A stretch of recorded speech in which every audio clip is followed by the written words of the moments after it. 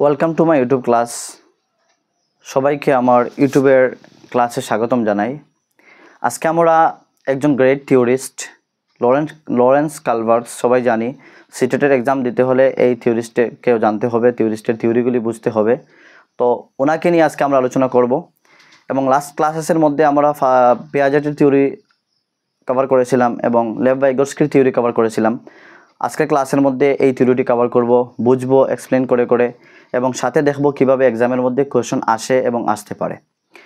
তো first of all, যে বা যারা আমার ক্লাসের মধ্যে নতুন এসেছেন, আপনারা ওয়াচ করছেন, যদি আপনি আসাম ব্যারিয়ার রিক্রুটমেন্টের একজন ক্যান্ডিডেট হয়ে থাকেন, অ্যাপ্লিকেন্ট হয়ে থাকেন, তাহলে আমার এই ইউটিউব চ্যানেলের মধ্যে আসাম ডাইরেক্ট রিক্রুটমেন্ট অর্থাৎ 3rd গ্রেড অ্যান্ড 4th গ্রেডের ক্লাস চলছে। আপনারা 3rd গ্রেড 4th গ্রেডের ক্লাস অ্যাটেন্ড করতে পারেন। প্লেলিস্টে গিয়ে দেখে নেবেন, 7-8টির মতো ক্লাস হয়ে গিয়েছে এবং এক্সামের পূর্বে সিলেবাস কভার করা হবে।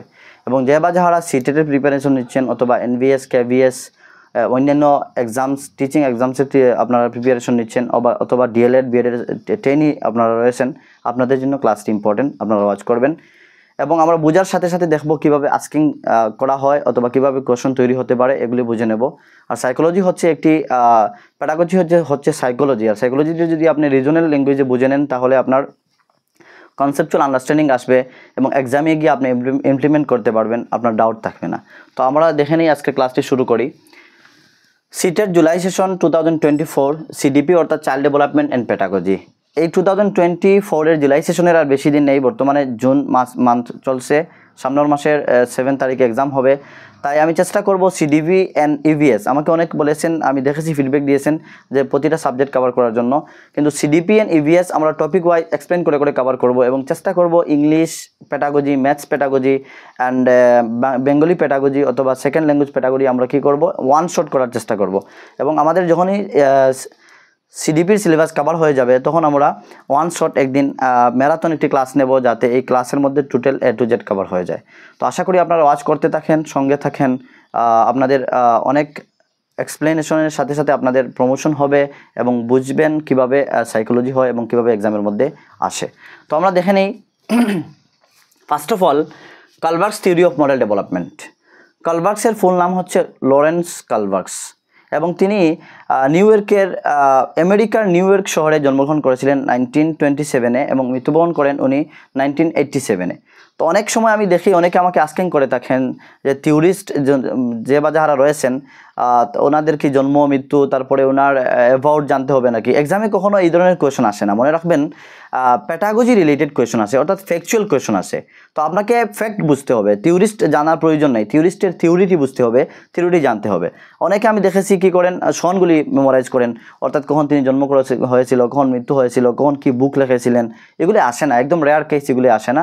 আপনাকে জিজ্ঞাসা করবে ফ্যাকচুয়াল কোয়েশন, আপনাকে কোয়েশন করবে এবং সাথে বলবে এই থিওরিটি কে দিয়েছিলেন অথবা এই থিওরিটির কোন স্টেজের মধ্যে পড়েছে। তো কালভার্স মডেল ডেভেলপমেন্ট দিয়েছিলেন।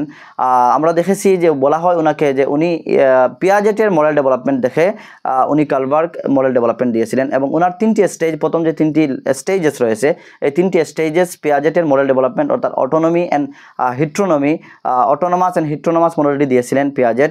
আমরা দেখেছিলাম যে ফার্স্ট মডেল ডেভেলপমেন্টের মধ্যে কাজ করেছিলেন পিয়াজেটের থিওরির মধ্যে। তো ওনার এই ডেভেলপমেন্টাল থিওরিগুলি দেখে উনি ইনফ্লুয়েন্স হয়েছিলেন, প্রভাবিত হয়েছিলেন এবং তিনি থিওরি দিয়েছিলেন। তো ফার্স্ট অফ অল, উনি হচ্ছেন একজন আমেরিকান সাইকোলজিস্ট এবং উনি নিউ ইয়র্কের শিকাগো ইউনিভার্সিটিতে উনি প্রফেসর ছিলেন। আমরা দেখেছি, ওনার যদি বায়োগ্রাফি পড়েন তাহলে দেখবেন। তো আমরা এখন দেখে নিই উনি কি থিওরি দিয়েছিলেন এবং এই থিওরিগুলি আমাদের এক্সামে কীভাবে আসে এবং আমাদেরকে বুঝতে হবে এবং এক্সাম রিলেটেড করে পড়তে হবে, to the point and short করে আমাদের শিখতে হবে। তো ফার্স্ট অফ অল, আমাদের মডেল ডেভেলপমেন্ট জানতে হলে আমাদের বুঝতে হবে মডেলিটি কী, তারপরে মডেল ডিসিশন কাকে বলে এবং আমাদেরকে জানতে হবে model reasoning and model thinking. এই 4টি বস্তু আমাদেরকে জানতে হবে। তারপরে আমরা স্টেজের মধ্যে যাব। উনি দিয়েছেন 3টি লেভেল, ফার্স্ট হচ্ছে প্রি কনভেনশনাল, নেক্সট হচ্ছে কনভেনশনাল অ্যান্ড থার্ড হচ্ছে পোস্ট কনভেনশনাল এবং প্রত্যেকটি লেভেলের 2টি করে স্টেজেস দিয়েছেন। এগুলি আমরা আলোচনা করব এবং দেখব। তারপর ওনার ক্রিটিসিজম হয়েছে ওনার ছাত্রী ক্যারল গিলিগনের দ্বারা, আমরা দেখব কেন ক্রিটিসিজম হয়েছিল।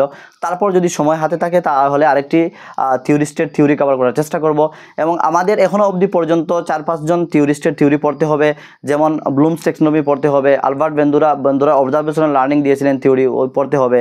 তারপর হচ্ছে হাওয়ার্ড গার্ডনারের থিওরি পড়তে হবে। তারপরে মাল্টিপল ফ্যাক্টর থিওরি দিয়েছিলেন আব্রাহাম মেসলো পড়তে হবে। তারপরে জেপি গিলফোর্ড উনি দিয়েছিলেন ডাইভার্জেন্ট কনভার্জেন্ট থিঙ্কিং, অর্থাৎ স্ট্রাকচার অফ ইন্টেলেক্ট মডেল দিয়েছিলেন। এগুলি আমাদেরকে জানতে হবে, এক্সামের মধ্যে ফ্রিকুয়েন্টলি এসেছিল এবং আস্কিং করা হয়। তারপর আমাদেরকে রিডিং ডিসেবিলিটিস জানতে হবে, অনেকটা ডিসেবিলিটিস রয়েছে, এবং প্যাটাগজি রিলেটেড আরও কিছু, যেমন জন ডুই রয়েছেন, চাইল্ড সেন্ট্রিক এডুকেশন রয়েছে, জেন্ডার বায়াস রয়েছে, যে এগুলি আমাদেরকে জানতে হবে। অর্থাৎ আমি চেষ্টা করবো নেক্সট ক্লাস থেকে অনলি 2 to 4 ক্লাস, অর্থাৎ 3 অথবা 5 ক্লাসের মধ্যে টোটালি সিডিবি কভার করার জন্য। তো আপনারা কন্টিনিউয়াসলি ওয়াচ করতে থাকেন, প্রপারলি আপনাদের রিজনাল ল্যাঙ্গুয়েজ অর্থাৎ মাতৃভাষায় যখন আপনি প্যাটাগজি জানবেন, শিখবেন, বুঝবেন, সাইকোলজি বুঝবেন, তখন আপনার মাইন্ডে সেট আপ হয়ে যাবে, বিলকুল আপনি শিখে যাবেন, কখন আপনার ডাউট থাকবে না, এক্সামে গিয়ে সঠিকভাবে আপনি ইমপ্লিমেন্ট করতে পারবেন, এক্সাম ক্র্যাক করতে পারবেন এবং ভালো পারফরমেন্স আনতে পারবেন। তো আজকের ক্লাসটি আমরা শুরু করি। ফার্স্ট অফ আমরা দেখেছি কলবার্গস থিওরি অফ মডেল ডেভেলপমেন্ট। ওনার ফুল নাম হচ্ছে লরেন্স কলবার্গ এবং উনি একজন আমেরিকান সাইকোলজিস্ট। আমরা দেখেছি এতটুকু অবধি পর্যন্ত। এখন দেখবো উনি 3টি লেভেল দিয়েছিলেন। ফার্স্ট অফ অল আমরা জানি মোরালিটি কাকে বলে। What is morality, what is moral decision and what is moral thinking and moral reasoning, এগুলি আমরা জেনে নিই। মোরালিটি হচ্ছে সত্য এবং মিথ্যা, ভালো করে বুঝবেন। সত্য এবং মিথ্যা চিনাকে, বোঝাকে নয়, সত্য এবং মিথ্যা চিনা, অর্থাৎ সত্য এবং মিথ্যা কী এগুলি বোঝার অর্থ হচ্ছে মোরালিটি। অর্থাৎ আপনি যদি রং অ্যান্ড রাইটের মধ্যে আপনি বুঝেন এই হচ্ছে রাইট, এই হচ্ছে রং, অর্থাৎ সত্য মিথ্যাকে আপনি যখন যাচাই করতে পারবেন, চিনতে পারবেন, তখন ওই ক্যাপাসিটিকে বলা হয় মোরাল ডেভেলপমেন্ট, অর্থাৎ ওই ক্যাপাসিটিকে বলা হয় মোরালিটি। তারপর আমরা দেখে নিই মোরাল ডিসিশন কি। মোরাল ডিসিশন হচ্ছে নৈতিক সিদ্ধান্ত। মোরালিটি মিনস হচ্ছে নৈতিকতা।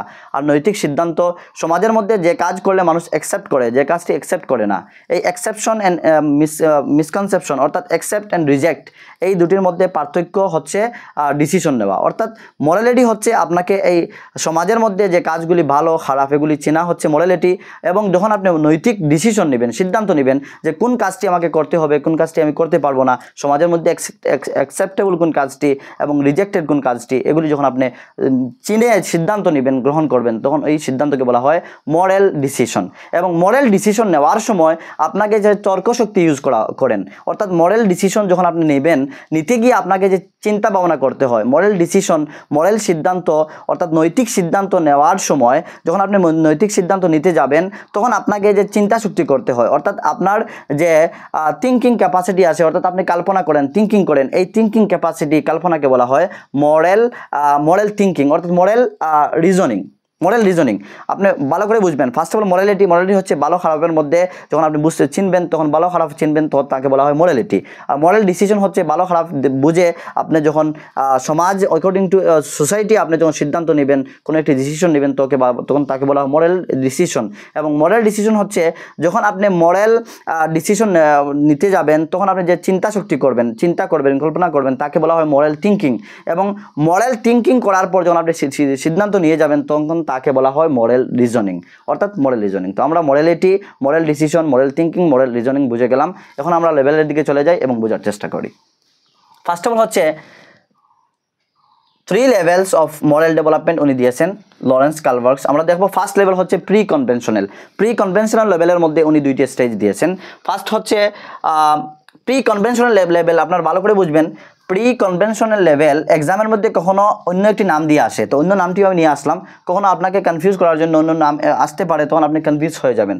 তো দেখবেন প্রি কনভেনশনাল লেভেলের আরেকটি নাম রয়েছে ডিস্ট্রিবিউটিভ রিয়েলিজম হচ্ছে প্রি কনভেনশনাল, আরেকটি নাম হচ্ছে ডিস্ট্রিবিউটিভ রিয়েলিজম। আর এই প্রি কনভেনশনাল লেভেলের মধ্যে 2টি স্টেজে উনি দিয়েছেন। ফার্স্ট স্টেজ হচ্ছে উনি বলেছেন পানিশমেন্ট অ্যান্ড ওবিডিয়েন্স, অর্থাৎ পানিশমেন্ট অ্যান্ড ওবিডিয়েন্স। একটি শিশু মোরাল ডেভেলপমেন্ট করা যেতে পারে, একটি শিশুর মোরাল ডেভেলপমেন্ট করা যেতে পারে তাকে কি করে, পানিশমেন্ট অ্যান্ড ওবিডিয়েন্স তৈরি করে। অর্থাৎ তাকে আমরা যদি বলি তুমি যদি ওবিডিয়েন্স হও তাহলে পানিশমেন্ট দেওয়া হবে না, যদি যখন পানিশমেন্ট দেওয়া হবে তখন সে ওবিডিয়েন্স হবে। অর্থাৎ তিনি ফার্স্ট স্টেজ দিয়েছেন, প্রি কনভেনশনাল লেভেলের ফার্স্ট স্টেজ তিনি দিয়েছেন পানিশমেন্ট অ্যান্ড ওবিডিয়েন্স। অর্থাৎ তিনি বলেছেন 4 to 7 ইয়ার্সে স্টেজে এই প্রি কনভেনশনাল লেভেল হয়, এবং 7 to 13 হচ্ছে কনভেনশনাল লেভেল, এবং 13+ হচ্ছে পোস্ট কনভেনশনাল লেভেল। তো আপনারা এগুলি জেনে নেবেন, ইয়ার এক্সামে আসে না, তাই ইম্পর্টেন্ট নেই আমাদের জন্য, ইয়ারগুলি আমি লিখিনি। অর্থাৎ 4 to 7 বলতে পারেন, 4 to 7 হচ্ছে প্রি কনভেনশনাল লেভেলের ডিউরেশন এজ ডিউরেশন, এবং এই এইজের মধ্যে 4 থেকে শুরু হয়। কখন এক্সামে আসতে পারে যে কখন থেকে এজ ডিউরেশন শুরু হয়, মোরাল ডেভেলপমেন্ট শুরু হয় অ্যাকর্ডিং টু কালবার্গ হচ্ছে 4 to 7, অর্থাৎ প্রি কনভেনশনাল লেভেলের এজ ডিউরেশন হচ্ছে 4 to 7। এই 4 to 7 এর মধ্যে একটি শিশুর কি হয়, 2টি স্টেজ ডেভেলপমেন্ট হয়। কি ডেভেলপমেন্ট হতে পারে? মোরাল ডেভেলপমেন্ট আমরা কিভাবে করতে পারি? পানিশমেন্ট অ্যান্ড ওবিডিয়েন্সের দ্বারা, অর্থাৎ একটি শিশুকে ওবিডিয়েন্স তৈরি করে অথবা পানিশমেন্ট দিয়ে আমরা কি করতে পারি, একটি শিশুকে এক্সটার্নাল অ্যাফেয়ার বলা হয়। অনেক সময় এক্সামে আসে যে কোন স্টেজের মধ্যে মরালিটি নেই, অর্থাৎ এক্সটার্নাল অ্যাফেয়ার্স রয়েছে, মানে আউটপুট থেকে তাকে মোরাল ডেভেলপমেন্ট করা হয়, তা হচ্ছে প্রি কনভেনশনাল লেভেল, অর্থাৎ punishment and obedience. And second হচ্ছে টিট ফর টাট, অর্থাৎ মিউচুয়াল এক্সচেঞ্জ বলা হয়। তো ফার্স্ট স্টেজ হচ্ছে পানিশমেন্ট ওবিডিয়েন্সের দ্বারা, ভালো করে বুঝবেন, পানিশমেন্ট ওবিডিয়েন্সের দ্বারা প্রি কনভেনশনাল লেভেলের প্রথম স্টেজের মধ্যে একটি শিশুর মোরাল ডেভেলপমেন্ট করা যেতে পারে, এবং এই এজ ডিউরেশন হচ্ছে 4 to 7 ইয়ার্স। অ্যান্ড নেক্সট হচ্ছে মিউচুয়াল এক্সচেঞ্জ, অর্থাৎ সেকেন্ড স্টেজ হচ্ছে মিউচুয়াল এক্সচেঞ্জ। মিউচুয়াল এক্সচেঞ্জের আরও অনেকটা নাম রয়েছে, এক্সামের মধ্যে আসতে পারে, আপনারা লিখে নেবেন। আমি এখানে লিখিনি যাতে একটু স্পেস থাকে এবং আপনাদেরকে সাথে এক্সপ্লেনেশন করতে পারি এবং সময়টাও মেকআপ হয়। তো মিউচুয়াল এক্সচেঞ্জের আরও অনেকটা নাম রয়েছে, অনেক সময় ডিফারেন্স নাম দিয়ে আসতে পারে। মিউচুয়াল এক্সচেঞ্জ বলা হয়, তারপর মিউচুয়াল এক্সচেঞ্জের নাম রয়েছে যেমন ইন্ডিভিজুয়াল এক্সচেঞ্জ রয়েছে, তারপরে হচ্ছে পার্সোনাল রিওয়ার্ড ওরিয়েন্টেশন রয়েছে, অ্যান্ড ইনস্ট্রুমেন্টাল পারপাস ওরিয়েন্টেশন বলা হয়। মিউচুয়াল এক্সচেঞ্জের আরও অনেকটা নাম রয়েছে, মিউচুয়াল এক্সচেঞ্জ, টিট ফর টাট, তারপর হচ্ছে পার্সোনাল রিওয়ার্ড ওরিয়েন্টেশন, তারপরে ইন্ডিভিজুয়াল এক্সচেঞ্জ, তারপরে হচ্ছে ইনস্ট্রুমেন্টাল পারপাস ওরিয়েন্টেশন। এগুলি নাম আপনারা রেখে নেবেন, শিখে নেবেন। এক্সামের মধ্যে এগুলি চেঞ্জ হয়ে আসতে পারে, নাম অন্যটা দিতে পারে, তখন আপনি কনফিউজ হয়ে যাবেন কি কোন আমরা এক্সামে কীভাবে। এক্সাম হচ্ছে এমন একটি সিস্টেম যে আপনাকে এক্সামে গিয়ে বুঝতে হবে। ফার্স্ট অফ অল আপনি যদি থিওরিগুলি বুঝে নেন, তখন কী হবে, এক্সামে গিয়ে আপনি বুঝতে পারবেন যে এই পয়েন্টটি, এই কোয়েশনটি ওই থিওরিস্টের থিওরি থেকে এসেছে। যখনও আপনি এইভাবে বুঝতে পারবেন, আপনার এই তর্কশক্তি চলে আসবে, তখন আপনি ওই থিওরিস্ট সম্পর্কে ধারণা নেবেন এবং ওই থিওরিস্ট নিয়ে থিঙ্কিং করবেন যে উনি কী দিয়েছিলেন। তখন যখন থিঙ্কিং করবেন, তখন থিঙ্কিং অনুসারে ওই থিওরিস্টের সামারি আপনার মাইন্ডে চলে আসবে, এবং সামারি থেকে আপনি কোট করে, অর্থাৎ এই কোয়েশন অ্যাকর্ডিং টু কোয়েশন আপনি আনসারিং করতে পারবেন। তো ফার্স্ট অফ অল আপনাকে থিওরিটি বুঝতে হবে আপনার কমফোর্টেবল ল্যাঙ্গুয়েজে, অর্থাৎ আপনার যদি বেঙ্গলি ল্যাঙ্গুয়েজ হয়ে থাকে তাহলে আপনি বেঙ্গলি ল্যাঙ্গুয়েজে কমফোর্টেবল ফিল করবেন এবং বুঝতে পারবেন। যখন বুঝে যাবেন, এক্সামে গিয়ে আপনি যখন কোয়েশন দেখবেন, বুঝতে পারবেন যে এই কোয়েশনটি কালভার্স থেকে এসেছে এবং কালভার্স 3টি লেভেল দিয়েছেন, 6টি স্টেজেস দিয়েছেন। তখন আপনার মাথার মধ্যে এই নলেজগুলি চলে আসবে এবং এই নলেজ থেকে আপনি রিজনিং করে, লজিক লাগিয়ে আপনি আনসারিং করতে পারবেন, এলিমিনেট করে। এই হচ্ছে smart labour, not hard labour. Smart labour করলে সাকসেস আসে, হার্ড লেবার করলে সাকসেস হয় না। যদি হার্ড লেবার করে সাকসেস আসতো, তাহলে প্রতিটা লেবার মানুষ যারা বার্ডেন বেশি করে, তারা সব থেকে বেশি উচ্চশিক্ষিত হতো, উচ্চ সম্মানিত হতো এবং অনেক টাকা পয়সা হতো, রিচেস্ট হতো। তাই হার্ড লেবার না করে স্মার্ট লেবার করেন। তো আমরা দেখে নেই প্রি কনভেনশনাল স্টেজ, অর্থাৎ প্রি কনভেনশনাল লেভেলকে বলা হয় ডিস্ট্রিবিউটিভ রিয়েলিজম। এজ হচ্ছে 4 to 7 ইয়ার্স, এবং তার ফার্স্ট স্টেজ হচ্ছে পানিশমেন্ট অ্যান্ড ওবিডিয়েন্স, অর্থাৎ এই স্টেজের মধ্যে একটি শিশুকে পানিশমেন্ট করে, তাকে পানিশমেন্ট অথবা ওবিডিয়েন্স বানিয়ে তাকে কী করা হয়, মোরাল ডেভেলপমেন্ট তৈরি করা হয় অথবা মোরাল ডেভেলপমেন্ট হতে পারে। তারপর হচ্ছে মিউচুয়াল এক্সচেঞ্জ। মিউচুয়াল এক্সচেঞ্জের আমরা অনেকটা নাম দেখেছি, টিট ফর টাট, তারপরে individual exchange, personal reward orientation, instrumental purpose orientation, এগুলি আমরা দেখেছি, অথবা ইন্ডিভিজুয়াল এক্সচেঞ্জও দেখেছি। তো মিউচুয়াল এক্সচেঞ্জ কি? মিউচুয়াল এক্সচেঞ্জ বুঝে নেই। মিউচুয়াল এক্সচেঞ্জ হচ্ছে এক্সামে কীভাবে আসে, এক্সামে আপনাকে কখনো ডেফিনেশন দিয়ে বলবে কোন স্টেজ থেকে এসেছে, অথবা কখনো আপনাকে স্টেজেস দেবো এবং ডেফিনেশন নিচে থাকবে, আপনাকে সিলেক্ট করতে হবে ডেফিনেশন কী হবে। অর্থাৎ আপনাকে বোথ সাইড বুঝতে হবে, ডেফিনেশনও বুঝতে হবে, স্টেজেসগুলিও বুঝতে হবে অ্যাডজাস্ট করে। অর্থাৎ মিউচুয়াল এক্সচেঞ্জ হচ্ছে টিট ফর টাট, অর্থাৎ তুমি আমার জন্য করো, আমি তোমার জন্য করবো। আমরা যখন ছোটোবেলা দেখেছি একটি শিশু কী করে, খেলনা মিউচুয়াল এক্সচেঞ্জ করে, যে তোমার খেলাটা দাও আমি খেলি, তো আমারটা দিয়ে তুমি খেলো, তাকে বলা মিউচুয়াল এক্সচেঞ্জ, একে অপরের সাথে এক্সচেঞ্জ করা। তারপর হচ্ছে আরও এক্সাম্পল দিতে পারি, অনেক এক্সাম্পল হতে পারে, এক্সাম্পল দিলে একটু আপনাদের ক্লিয়ার হবে, কিন্তু বেশি এক্সাম্পল দিতে যাবো না, কেননা ক্লাস একটু লং হয়ে যায়। অনেকে আমাকে বলেছেন যে ক্লাস একটু লং হয়ে যায়, কিন্তু দেখেন যদি কনসেপচুয়াল আপনি আন্ডারস্ট্যান্ডিং চান তাহলে ক্লাস লং হবেই।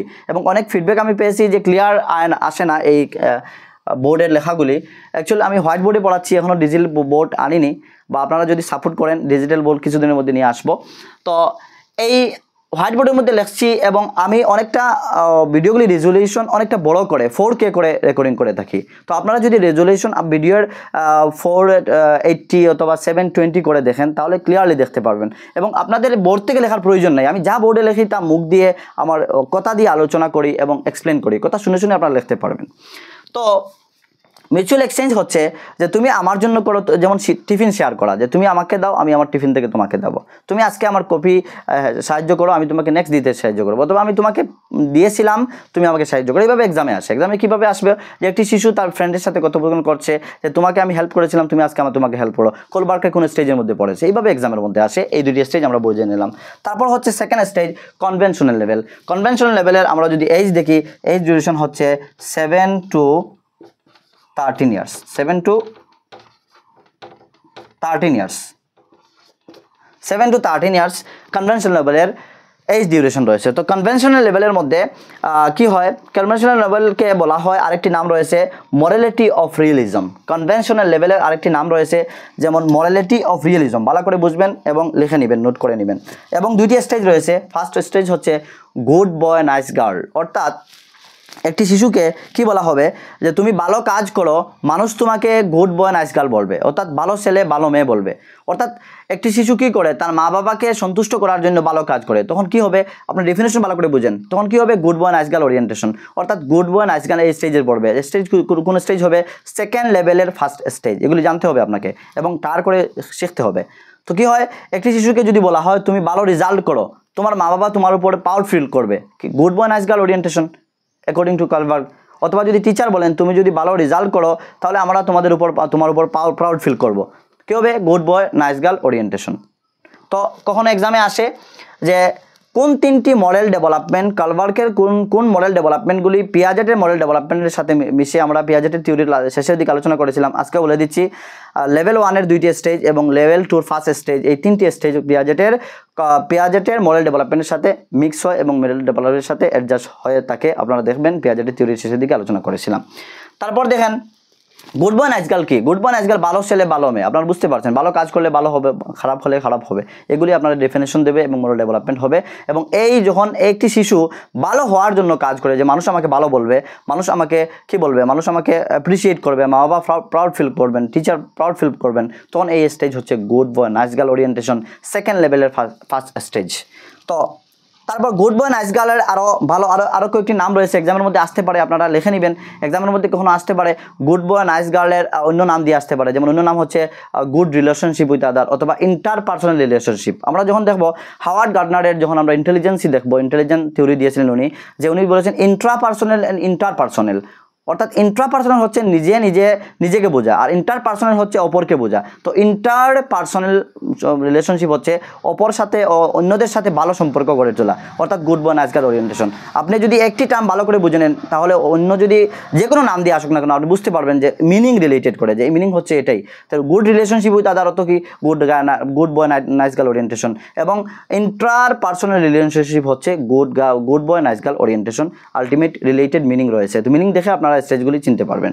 তারপর হচ্ছে সেকেন্ড লেভেলের সেকেন্ড স্টেজ হচ্ছে law and order orientation. Law and order orientation means কি, যে একটি শিশুকে বলা হবে যে rules can not be broken. Rules তো রুলই হয়, কোনো ভাঙা যায় না। অর্থাৎ একটি শিশুর মনোভাবনা এইভাবে গড়ে তোলা হবে, মডেল ডেভেলপমেন্ট এইভাবে গড়ে তোলা হবে যে শিশুটি মনে করবে যে রুলস তো রুলসই হয়, তা ভাঙা যেতে পারে না। অর্থাৎ এক্সামের মধ্যে আসতে পারে, অনেক সময় এক্সামের মধ্যে বিভিন্ন রকম আসতে পারে, কখনো আপনাকে ডেফিনেশন দিয়ে বলবে স্টেজ কি, কখনো স্টেজ দিয়ে ডেফিনেশন বলবে, তবে ভালো করে বুঝবেন আপনারা। ল অ্যান্ড অর্ডার ওরিয়েন্টেশন অর্থ হচ্ছে যে একটি শিশুকে এইভাবে বোঝানো হবে যে law and order can not be broken, কখনো ভাঙা যায় না। অর্থাৎ তার মাইন্ডের মধ্যে এগুলি চলে আসবে এবং সে ল অ্যান্ড অর্ডার ফলো করবে এবং মরাল ডেভেলপমেন্ট তার উন্নত হবে। তারপর হচ্ছে ল অ্যান্ড অর্ডারের আরও নাম আসতে পারে এক্সামের মধ্যে, আপনারা লিখে নেবেন, যেগুলি বলে দিচ্ছি মোস্ট ইম্পর্টেন্ট এক্সামের মধ্যে এসেছিল last previous year question paper, এবং আমার এক্সপিরিয়েন্স আপনাদের সাথে শেয়ার করছি। তো ল অ্যান্ড অর্ডারের আরও নাম রয়েছে, যেমন লিগ্যাল ওরিয়েন্টেশন বলা হয়, অথবা কখনো বলা হয় যে কি বলা হয়, maintaining social order maintaining orientation. মনে রাখবেন, সোশিয়াল অর্ডার মেনটেনিং ওরিয়েন্টেশন।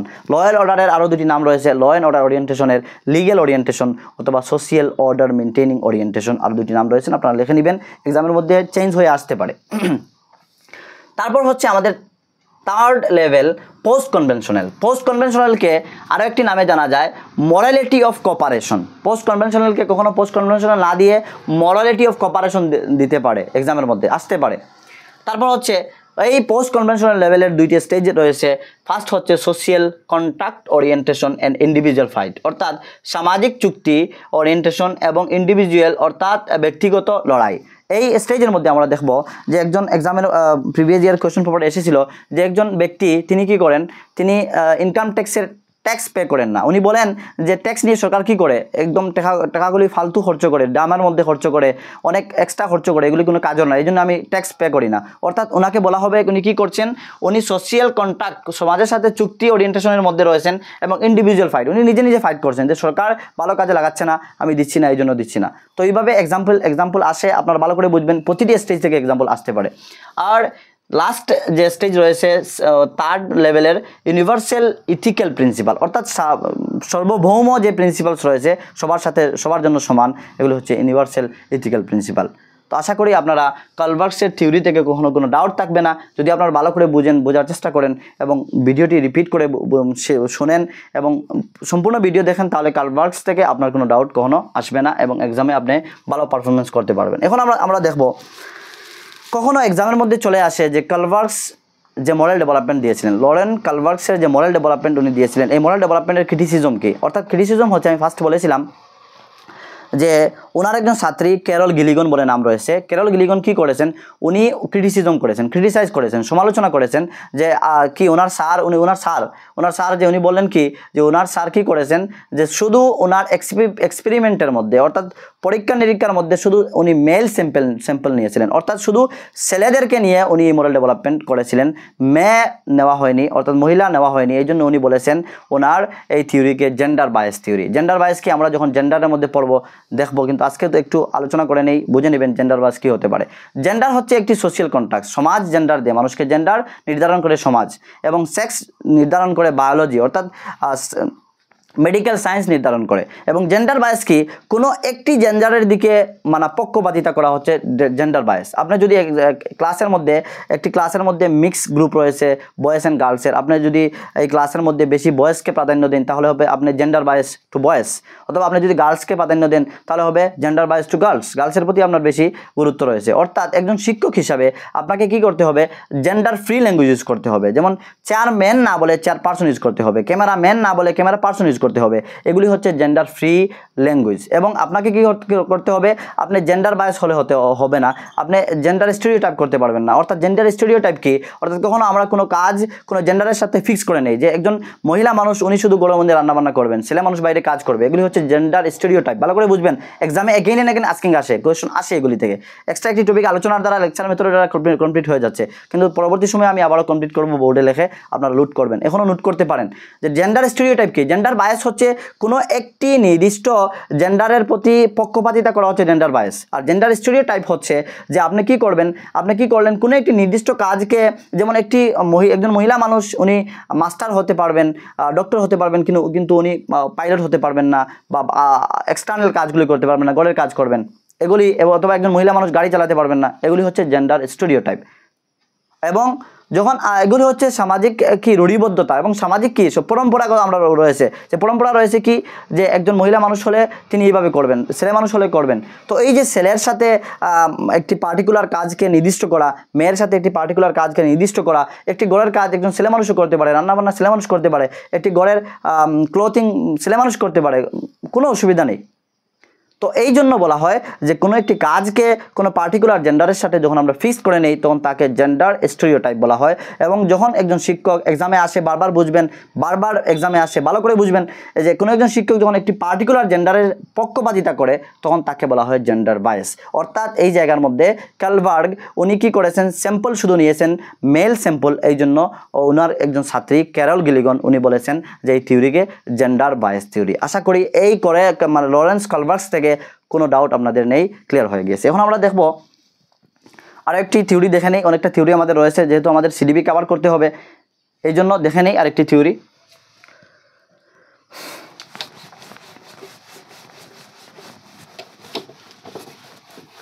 এতটুকু মুছলেই চলবে, আমরা দেখে নেই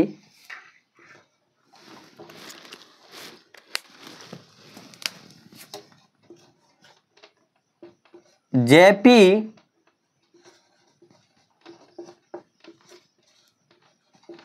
গিলফোর্ড বলে একজন থিওরিস্ট রয়েছেন জেপি গিলফোর্ড, অর্থাৎ ওনার ফুল নাম হচ্ছে জয়পাল গিলফোর্ড, তো শর্ট ফর্ম জেপি গিলফোর্ড বলা হয়।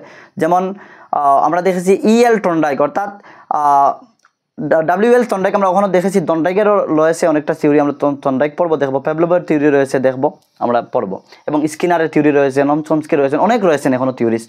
কিন্তু আমরা নেক্সট ক্লাসের মধ্যে ভালো করে যে কয়েকটি থিওরিস্ট একসাথে আমরা আলোচনা করার চেষ্টা করবো, যাতে ক্লাসগুলি কয়েকদিনের মধ্যে ক্লাস কভার করতে পারি।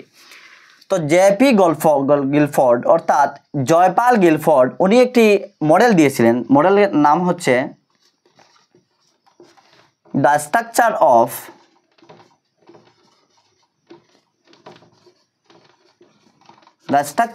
of intellect model.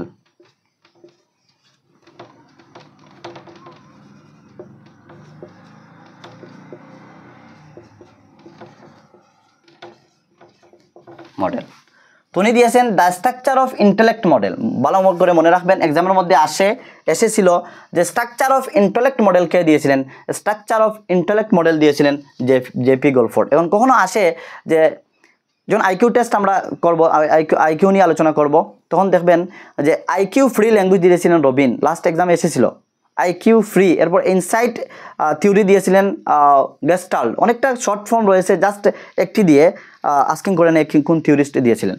তো জেপি গিলফোর্ড অর্থাৎ জয়পাল গিলফোর্ড দিয়েছিলেন the structure of intellect model. তো structure of intellect model there are two part উনি আলোচনা করেছিলেন, divergent thinking and convergent thinking. এত ইম্পর্টেন্ট একটি টপিক, ভালো করে বুঝে নেবেন। আজকের পর থেকে জেপি গিলফোর্ডের এই থিওরির মধ্যে ডাইভার্জেন্ট কনভার্জেন্টের মধ্যে কোনো ডাউট থাকবে না। ডাইভার্জেন্ট কনভার্জেন্ট থেকে এক্সামে আসে, কিভাবে আসে আমরা তা আলোচনা করব। ফার্স্ট আমরা দেখে নিই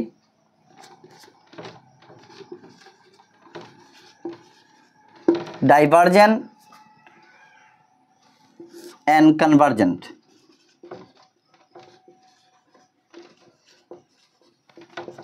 কনভার্জেন্ট অর্থাৎ উনি দুই ধরনের থিঙ্কিং দিয়েছেন, divergent thinking and convergent thinking. তো আমরা দেখেন এই ডাইভার্জেন্ট থিঙ্কিংয়ের কী বৈশিষ্ট্য হতে পারে, কনভার্জেন্ট থিঙ্কিংয়ের কী বৈশিষ্ট্য হতে পারে, বৈশিষ্ট্যগুলি বুঝবো এবং দেখবো কীভাবে এক্সামের মধ্যে আস্কিং করা হয়েছিল এবং কীভাবে এক্সামে আসতে পারে। First of all divergent thinking কী এবং কনভার্জেন্ট থিঙ্কিং কী আমরা দেখে নিই। ডাইভার্জেন্ট থিঙ্কিং হচ্ছে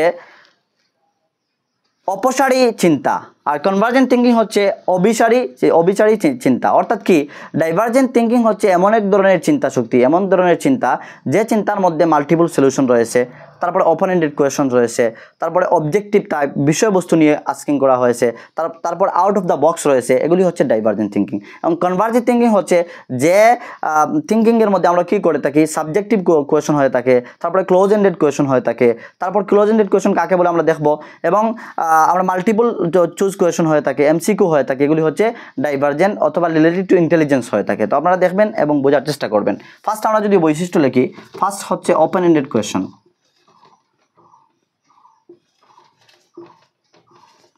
ওপেন এন্ডেড কোয়েশন হয়ে থাকে, এবং কনভার্জেন্টের মধ্যে ক্লোজ এন্ডেড,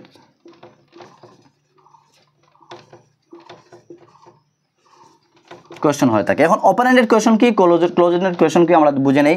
একটি বৈশিষ্ট্য লিখবো, একটি বৈশিষ্ট্য বোঝার চেষ্টা করব। ওপেন এন্ডেড কোয়েশন হচ্ছে যে কোয়েশন, যেমন স্পেসিফিক কোয়েশন আমরা দেখেছিলাম যে স্পেসিফিক কোয়েশন হয় এবং ইয়েস নো কোয়েশন হয়ে থাকে। আমরা যখন ইংলিশ পড়বো দেখবো ইংলিশের মধ্যে। তো ওপেন এন্ডেড কোয়েশন হচ্ছে যে কোয়েশনের আনসার ইয়েস নো দিয়ে দেওয়া যায় না, অর্থাৎ আনসার দিতে হলে একটি সেন্টেন্স বলতে হয়, এই ধরনের কোয়েশনকে বলা হয় ওপেন এন্ডেড কোয়েশন।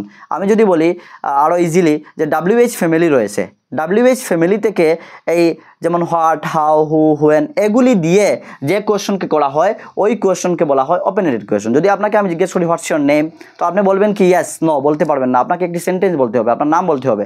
আমি যদি বলি আপনি কি করেন, কোথায় যাচ্ছেন, হোয়ার আর ইউ গোয়িং, আপনি কোথায় যাচ্ছেন, আমি যদি বলি আপনি বলবেন কি ইয়েস নো, বলতে পারবেন না। আনসার দিতে হলে আপনি পার্টিকুলার একটি সেন্টেন্স ইউজ করতে হবে, অর্থাৎ এই ধরনের কোয়েশনকে ওপেন এন্ডেড কোয়েশন বলে। এবং ক্লোজ এন্ডেড কোয়েশন হচ্ছে যে কোয়েশনের আনসার ইয়েস নো দিয়ে দেওয়া যায়, এই কোয়েশনকে বলা হয় ক্লোজ এন্ডেড কোয়েশন। যদি আপনাকে আমি জিজ্ঞাসা করি ভাত কি খেয়েছেন, হ্যাভ ইউ ইটেন রাইস, তো কী হবে, আনসার কী হবে, আনসার হবে ইয়েস অথবা নো, আপনি দিতে পারেন। আমি যদি জিজ্ঞাসা করি আপনি কি গিয়েছেন করিমগঞ্জে, তো কী হবে, এইভাবে এই ধরনের কোয়েশনকে ক্লোজ এন্ডেড কোয়েশন বলা হয়। অর্থাৎ যে কোয়েশনের আনসার ইয়েস নো দিয়ে দেওয়া যায়, ডাইরেক্টলি একটি ওয়ার্ডের দ্বারা ইউজ করা যায়, তাকে ক্লোজ এন্ডেড কোয়েশন বলে। এবং যে কোয়েশনের আনসার ইয়েস নো দিয়ে দেওয়া যায় না, অর্থাৎ আপনি একটি সেন্টেন্স ইউজ করে দিতে হবে, তাকে ওপেন এন্ডেড কোয়েশন বলে। আশা করি বুঝতে পেরেছেন। তারপর সেকেন্ড বৈশিষ্ট্য হচ্ছে রিলেটেড টু ডাইভার্জেন্ট কোয়েশনটি হচ্ছে objective, subjective, subjective and close ended কোয়েশনটি হচ্ছে অবজেক্টিভ। অবজেক্টিভ ভালো করে বুঝবেন, সাবজেক্টিভ কি অবজেক্টিভ কি। অর্থাৎ আমরা দেখেছি ওপেন এন্ডেড কোয়েশন একটি সেন্টেন্স বলতে হয় আনসার দিতে হলে, আর সাবজেক্টিভ সেম, সাবজেক্টিভ হচ্ছে বিষয়বস্তু। আপনাকে একটি বিষয়বস্তু উপস্থাপন করতে হলে আপনাকে কি করতে হবে, আপনি চুজ করতে পারবেন না, আপনাকে একটি প্যারাগ্রাফ অথবা কয়েকটি প্যারাগ্রাফ লিখে আপনার মাইন্ডের, আপনার মেমোরিতে যা রয়েছে আপনি কি করতে পারবেন, উপস্থাপন করতে হবে আপনাকে। আপনার যা আনসারিং করতে হয়েছে বা আপনাকে যা আনসারিং আপনাকে করার প্রয়োজন, তা আপনাকে কি করতে হবে, প্যারাগ্রাফ লিখে আপনাকে উপস্থাপন করতে হবে। তো হচ্ছে কি অবজেক্টিভ, অর্থাৎ বিষয়বস্তু আপনাকে উপস্থাপন করতে হবে। আর সাবজেক্টিভ হচ্ছে কি, সাবজেক্টিভ মানে উদ্দেশ্যজনিত। চারটি আপনাকে কোয়েশন দেবে, চারটি থেকে আপনি একটি সিলেক্ট করবে। অলরেডি কোয়েশন দেওয়া রয়েছে, আনসার দেওয়া রয়েছে। যেমন আপনি বলতে পারেন এমসিকিউ যে রয়েছে, এমসিকিউ হচ্ছে অবজেক্টিভ কোয়েশন। অর্থাৎ আপনাকে এক্সামে যাওয়ার পর চারটি আনসার দিয়ে, কোয়েশনও দিয়েছে আনসারও দিয়েছে, তখন কী হয়েছে, কোয়েশন দিয়েছে আনসার থেকে এর মধ্যে থেকে একটি আপনাকে সিলেক্ট করতে হবে। তখন আপনি কী করবেন, আপনি ইন্টেলিজেন্স ইউজ করবেন এবং তার মধ্যে থেকে আপনি উদ্দেশ্যজনিত, অর্থাৎ কোয়েশনের উদ্দেশ্য কী, উদ্দেশ্য দেখে আপনি সিলেক্ট করবেন। এই জন্য বলা হয় এই অবজেক্টিভ কোয়েশন। অর্থাৎ উদ্দেশ্যজনিত অবজেক্টিভ হতে থাকে, অর্থাৎ উদ্দেশ্যজনিত বিষয় হয়ে থাকে। অর্থাৎ কনভার্জেন্সের সাথে অবজেক্টিভ রিলেটেড অ্যান্ড ডাইভার্জেন্সের সাথে সাবজেক্টিভ রিলেটেড। তারপরে আরেক কয়েকটি পয়েন্ট লেখে নেই, আপনারা বুঝবেন, ভালো করে বোঝার চেষ্টা করবেন। আউট অফ দ্য বক্স হবে, আউট অফ দ্য বক্স কি, আর এমসিকিউ হবে। একদম আমি বুঝিয়ে দিচ্ছি আপনাকে, প্রত্যেকটা পয়েন্টের অপোজিট বলে দিচ্ছি যাতে আপনি ভালো করে বুঝতে পারেন। আউট অফ দ্য বক্স কী হবে, আউট অফ দ্য বক্স আপনি মাল্টিপল সলিউশন দিতে পারেন, বিভিন্ন আনসার হতে পারে। আপনি যে এই আনসার এরকম দিতে হবে তা নয়, আপনি আপনার মাইন্ড থেকে আপনি ক্রিয়েটিভিটি ইউজ করতে পারেন। অর্থাৎ ডাইভার্জেন্ট কোয়েশন হচ্ছে related to creativity, related to creativity, and convergent question হচ্ছে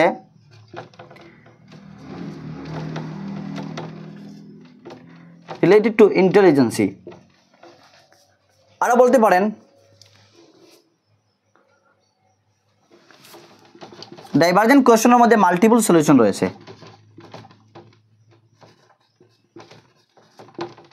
মাল্টিপল সলিউশন রয়েছে এবং লিমিটেড সলিউশন, লিমিটেড সলিউশন রয়েছে। এই পয়েন্টগুলি জেনে প্রথমে বুঝে নেই, তারপরে দেখবো এক্সামে কীভাবে আস্কিং করা হয়েছিল বা হয় বা আসতে পারে। এতটুকু আমরা বুঝে নিয়েছি। Out of the box means হচ্ছে এই ডাইভার্জেন্ট কোয়েশনের মধ্যে আপনি বিভিন্ন ধরনের ভ্যারাইটি আস্কিং আনসার দিতে পারেন। আর এমসিকিউ মিনস হচ্ছে আপনাকে এমসিকিউ দেওয়া হবে, মাল্টিপল চুজ কোয়েশনের শর্ট ফর্ম হচ্ছে এমসিকিউ। এমসিকিউ দেওয়া হবে, আপনাকে এমসিকিউ থেকে আনসারিং থেকে একটিকে আপনাকে সিলেক্ট করতে হবে। আপনার বিভিন্ন এর বাইরে দিতে পারবেন না, আপনি নিজে থেকে লেখলে হবে না। সিটে গিয়ে যদি আপনি নিজে থেকে সেন্টেন্স লেখা নেন, এই আনসারটি নাম্বার 5 সি দেখে আপনি দেখিয়ে আসলেন, বিলকুল আপনি ফেল করবেন। অর্থাৎ মাল্টিপল চুজ কোয়েশন আপনাকে সিলেক্ট করতে হবে। বেশিরভাগ এক্সাম এখন রয়েছে মাল্টিপল চুজ কোয়েশন, এবং মাল্টিপল চুজ কোয়েশন সিলেক্ট করতে গেলে আপনার ইন্টেলিজেন্সির প্রয়োজন। অর্থাৎ আপনার ইন্টেলিজেন্সি আপনি ইউজ করতে হবে, যে আপনি কি যা কনসেপ্ট আপনি শিখেছেন সেই কনসেপ্ট থেকে আপনার ইন্টেলিজেন্সি, আপনার বুদ্ধিমত্তা বের করে যে আপনাকে কি করতে হবে, আপনাকে এলিমিনেট করতে হবে, দেখতে হবে শুদ্ধ না কি ভুল, কোন থিওরি থেকে এসেছে, থিওরিস্টের সাথে আপনি রিলেট করবেন, তারপরে বুঝবেন, তারপরে আনসারিং করবেন, সিলেক্ট করবেন যে তা শুদ্ধ হতে পারে। অর্থাৎ ইন্টেলিজেন্স আপনি ইউজ করেছেন। এই জন্য আমি বলেছি যে রিলেটেড টু ইন্টেলিজেন্স। অর্থাৎ কখনো আসে যে এই এমন একটি ছাত্রকে কোয়েশন করা হলো যে কোয়েশনটি রিলেটেড টু ইন্টেলিজেন্স, ওই জেপি গোলফোর্ডের কোন ডাইভার্জেন্ট হবে আগে কনভার্জেন্ট হবে, অর্থাৎ কনভার্জেন্ট হবে রিলেটেড টু ইন্টেলিজেন্স। অথবা এমসিকিউ কোয়েশন ডাইভার্জেন্ট হবে কি কনভার্জেন্ট হবে, কনভার্জেন্ট হবে। তারপর আপনাকে যদি বলা হয় যে একটি কোয়েশন দেওয়া হয়েছে, কোয়েশনের একটি সলভ রয়েছে শুধুমাত্র, কনভার্জেন্ট হবে। তারপর যদি বলা হয় ক্লোজ এন্ডেড কোয়েশন করা হয়েছে, কনভার্জেন্ট হবে। অথবা কখনো আপনাকে ডেফিনেশন দেবে, কখনো আপনাকে স্টেজ দেবে। ভালো করে বুঝবেন, কোনো ডেফিনেশন দেবে, একটি কোয়েশন দিয়ে দিল কি ডু ইউ ইট রাইস, কি তুমি ভাত খাও, কোনো একটি কোয়েশন দিয়ে দিল, ফর এক্সাম্পল আমি বলছি। তো দেওয়ার পর কী হবে, আপনাকে বলবে জেপি গেলফোর্ডের according to J P Guilford intellectual মডেলের কোন স্টেজের মধ্যে পড়ে, অর্থাৎ ডাইভারজেন্ট নাকি কনভার্জেন্ট থিঙ্কিংয়ের মধ্যে পড়ে। তো আপনাকে বুঝবেন যে ডু ইউ উইট রাইস, তা আনসার দেওয়া হচ্ছে ইয়েস নো দেওয়া যাচ্ছে, অর্থাৎ তা হচ্ছে close ended question, open ended না। অর্থাৎ আপনাকে যখন কোয়েশন করবে, কোয়েশন দিয়ে বলতে পারে কোন কোয়েশনটি related to divergent or convergent. কখনো দেখেন যখন আপনি সাবজেক্টিভ কোয়েশন দিতে যাবেন, সাবজেক্টিভ কোয়েশন দিতে হলে আপনার কী করতে, ক্রিয়েটিভিটি ইউজ করতে হবে। ক্রিয়েটিভিটি কি, আপনার অরিজিনালিটি, যে বস্তুর মধ্যে অরিজিনিটি আসে তখন তাকে বলা হয় ক্রিয়েটিভিটি। অর্থাৎ আমি যখন আমার নিজের হাতে আজকে আমি ক্লাস নিচ্ছি, আমার বুদ্ধিমত্তা ইউজ করে ক্লাস নিচ্ছি, অর্থাৎ তা হচ্ছে ক্রিয়েটিভিটি।